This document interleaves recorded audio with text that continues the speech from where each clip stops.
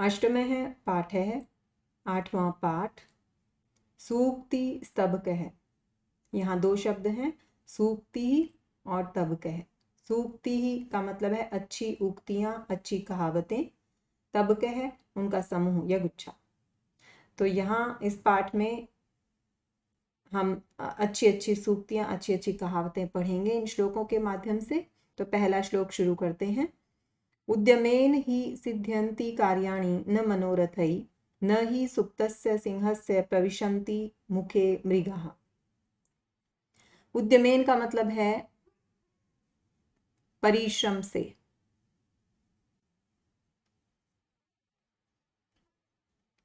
यहाँ तृतीय विभक्ति है।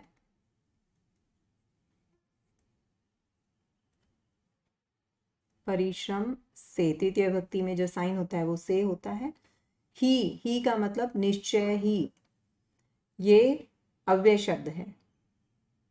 ही का मतलब होता है निश्चय ही।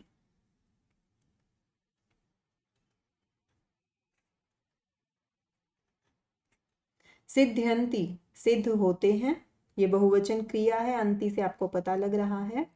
कार्याणि, ये भी बहुवचन शब्द है, कार्य। न मनोरथई, मनोरथई का मतलब होता है इच्छाओं से।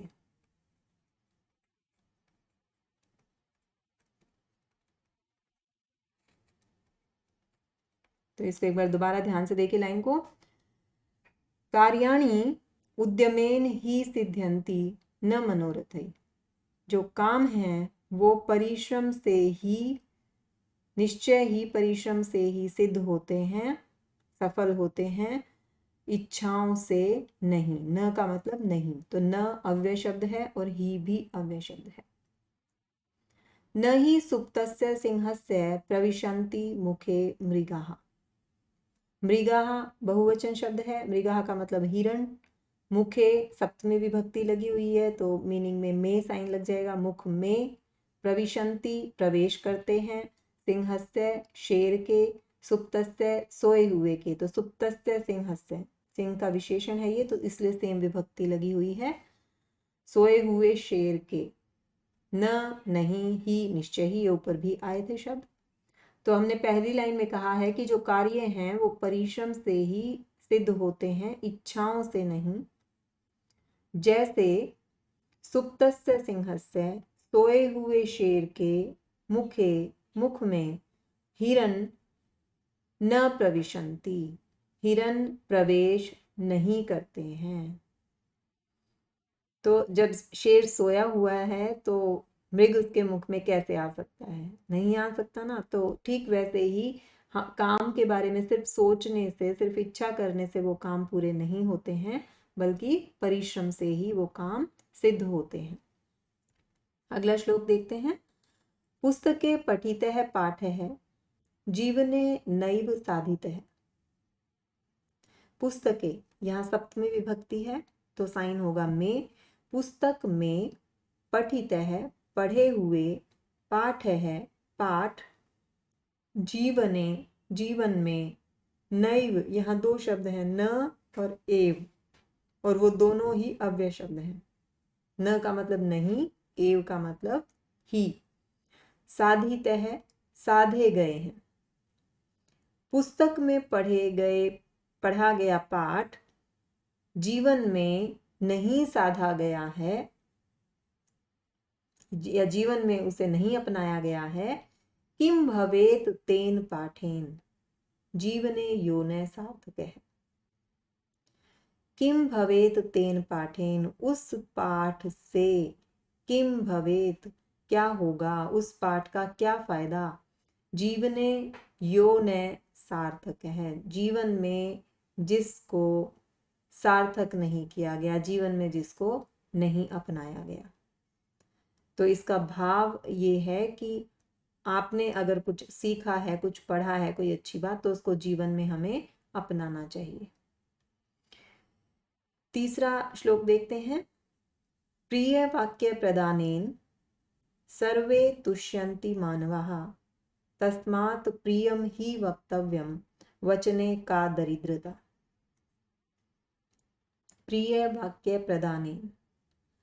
प्रिय वाक्य प्रदान करने से, यहाँ तृतीय विभक्ति है, तो प्रिय वाक्य प्रदान करने का मतलब क्या है? प्रिय वाक्य बोलने से। सर्वे सभी, मानवः मानव बहुवचन शब्द है, ये भी बहुवचन शब्द है, क्रिया भी बहुवचन है। तो सर्वे मानवः प्रिय वाक्य प्रदानेन तुष्यन्ति, सभी मनुष्य प्रिय वाक्य बोलने से ही खुश होते हैं। तुष्यन्ति का मतलब खुश होते हैं।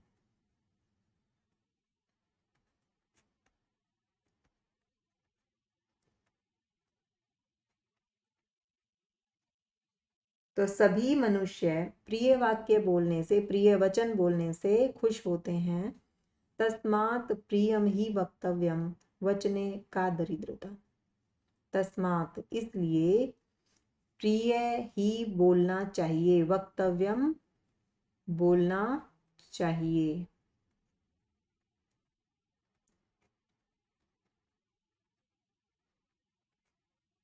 इसलिए प्रिय वाक्य ही बोलने चाहिए। वचने का दरिद्रता, बोलने में, यहाँ सप्तमी विभक्ति है, वचन का मतलब बोलना, बोलने में कैसी दरिद्रता, यानी बोलने में कंजूसी क्यों हो। जब सिर्फ प्रिय वचन बोलने से ही लोग खुश हो जाते हैं, प्रिय बात बोलने से लोग खुश हो जाते हैं, तो हमें प्रिय वाणी में ही बोलना चाहिए। ऐसी वाणी बोलने में कंजूसी क्यों। तो इस श्लोक का भाव ये है कि हमें प्रिय वचन बोलने चाहिए, उसी से हम सबको खुश देख सकते हैं। चौथा श्लोक देखिए। गच्छन् पीपीलको याति योजनानां शतानि अपि, अगच्छन् वैनतेयो अपि पदमेकं न गच्छति। गच्छन्, गच्छन् का मतलब जाता हुआ। पीपीलको, ये पीपीलक है और विसर्ग से ओ बन गया है। पीपीलक है, आप पढ़ चुके हैं पहले, शुरू के ही पहले दूसरे पार्ट में। इसका मतलब होता है चींटी। जाती हुई चींटी, याति चली जाती है, योजना नाम शतानी अपि 100 योजन तक भी। चलती हुई चींटी, जाती हुई चींटी, 100 शतानी होता है 100, अपी का मतलब है भी। तो जाती हुई या चलती हुई चींटी 100 योजन तक भी पहुंच जाती है, 100 योजन तक भी चली जाती है। तो यहाँ योजन जो है वो मैं एक यूनिट है मेजर करने की डिस्टेंस को। तो योजन का मतलब 12 किलोमीटर से है। तो आप समझ सकते हैं इस बात का क्या मतलब है कि जो चींटी है बहुत नन्ही सी होती है, कितना चलती है, एक कदम उसका क्या होता होगा। तो लेकिन जब वो चलती है तो वो चलते हुए ही 100 योजन तक भी पहुंच जाती है। अगच्छन् वैनतेयो अपि, वैनतेय एक पक्षी है, इसको हम हिंदी में गरुड़ कहते हैं। अपि मतलब भी। तो न जाता हुआ, तो पक्षी तो उड़ता है, न उड़ता हुआ या न जाता हुआ जो गरुड़ है, गरुड़ जो है कहते हैं बहुत दूर दूर तक उड़ाने भरता है।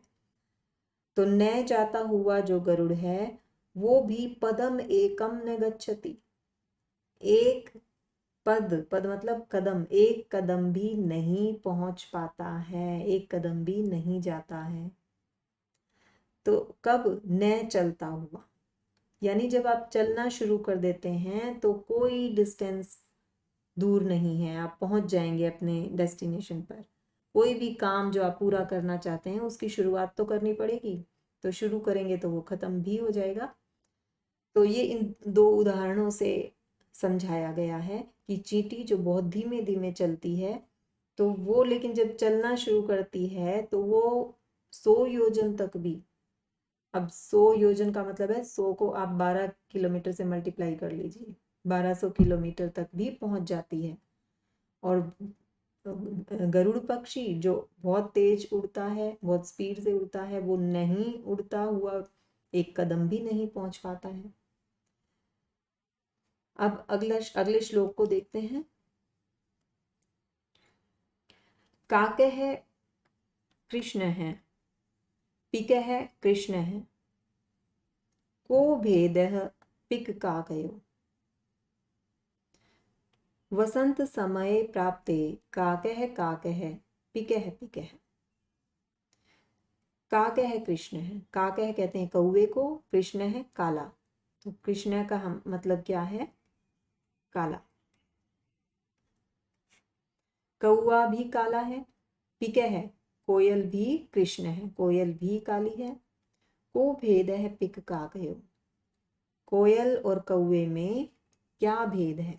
यानी दोनों पक्षियों को देखने से दोनों काले रंग के हैं, एक जैसे साइज के भी हैं, तो उनमें अंतर कैसे पता लगे? एक जैसे ही दिखते हैं। वसंत समय प्राप्ते, काकः काकः पिकः पिकः। लेकिन जब वसंत समय आता है, वसंत ऋतु आती है, तो कौवा कौवा होता है और कोयल कोयल होती है।